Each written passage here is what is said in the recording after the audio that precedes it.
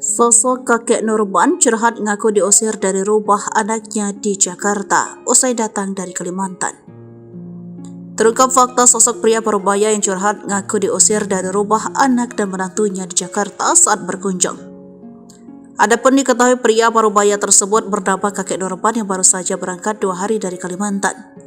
Semula curhatan kakek Nurban ini dibagikan oleh pemilik akun TikTok yang bertemu dengan seorang kakek di KRL yang bersedih lantaran diusir oleh anak dan menantunya.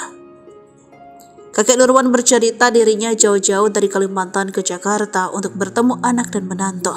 Sayangnya, baru 2 hari ia kemudian diusir oleh anak-anaknya. Sontak cerita Nurban mencuri atensi publik. Keviralan video Nurban pun sampai pihak keluarganya.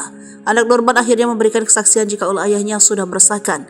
Kakek Nurban tak diusir oleh anak dan menantunya, namun masyarakat lingkungan sekitar mereka tinggal. Nurban dikenal dengan Bang Napi, rupanya gemar mencuri.